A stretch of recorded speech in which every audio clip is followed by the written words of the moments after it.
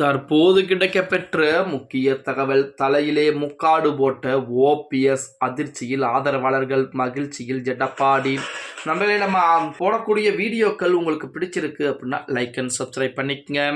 தமிழகத்தை பொறுத்த வரைக்கும் 2026 சட்டமன்ற தேர்தலுக்கு அனைத்து அரசியல் கட்சிகளுமே மிக தீவிரமாக வேலைப்பாடுகளை பார்த்துட்டு வராங்க. ஆனால் ஓபிஎஸ்ஐ பொறுத்த வரைக்கும் இன்னும் எந்த ஒரு முடிவும் எடுக்காத ஒரு சூழலில் தான் தத்தளித்துக் கொண்டிருக்கிறார் அப்படின்னே கூட சொல்லலாம். ஓபிஎஸ் பாஜக கூட்டணிக்குள்ளே வருவாரான எதிர்பார்ப்பு என்பது இருந்தது. ஆனால் அந்த கூட்டணிக்கும் எண்டுகாடு போட்டு விட்டார் எடப்பாடி பழனிசாமி. அடுத்த கட்டமாக ஓபிஎஸ் தமிழக வெற்றி கழகத்துடன் கூட்டணி பற்றின பேச்சுவார்த்தையில் இறங்கி பேச்சுவார்த்தை பேசிக் கொண்டிருக்கிறார். 20 தொகுதிகள் வரைக்கும் ஓபிஎஸ் கேட்டிருப்பதாகவும் 15 தொகுதிகள் வரைக்கும் தமிழக வெற்றி கழகம் கொடுப்பதாக கூட செய்திகள் என்பது வெளியாகிக் கொண்டிருக்கிறது. இந்த பிரச்சனை எல்லாம் ஒருபுறம் இருந்தாலுமே நமது ஓபிஎஸ் அவர்களை பொறுத்த வரைக்கும் சட்ட போராட்டம் கண்டிப்பாக கை கொடுக்கும். நாம் தொடுத்த வழக்குகள் தான் கை கொடுக்கவில்லை என்றாலும் நமது புகழேந்தி, சூரியமூர்த்தி போன்றவர்கள் தொடுத்த வழக்குகள் ஏதேனும் ஒன்று கை கொடுக்கும். அதை பயன்படுத்தி எடப்பாடியை வெளியேற்றிவிட்டு, எடப்பாடியை அதிமுகவிலிருந்து மொத்தமாக வெளியேற்றிவிட்டு அந்த இடத்திலே நாம் போய் அமர்ந்து கொள்ளலாம் அப்படின்னு சொல்லி எடப்பாடிக்கு எதிராக நமது ஓபிஎஸ் பல்வேறு வழக்குகளை தொடுத்து பார்த்திருக்கிறார்.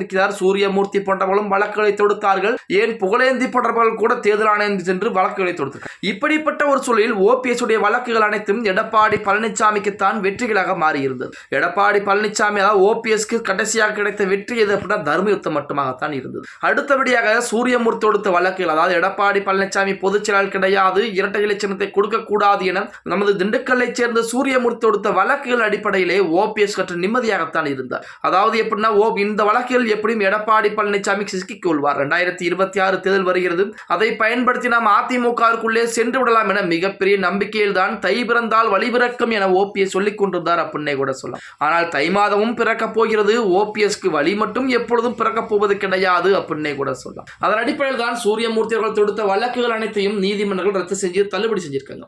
நமது சென்னை உரிமையல் நீதிமன்றத்திலே வழக்கு தொடுக்கிறார். எடப்பாடி பழனிசாமி பொதுச் செயலாளர் கிடையாது, இரட்டை இலை சின்னத்தை பயன்படுத்தக்கூடாது என்று வழக்கு தொடுக்கிறார்.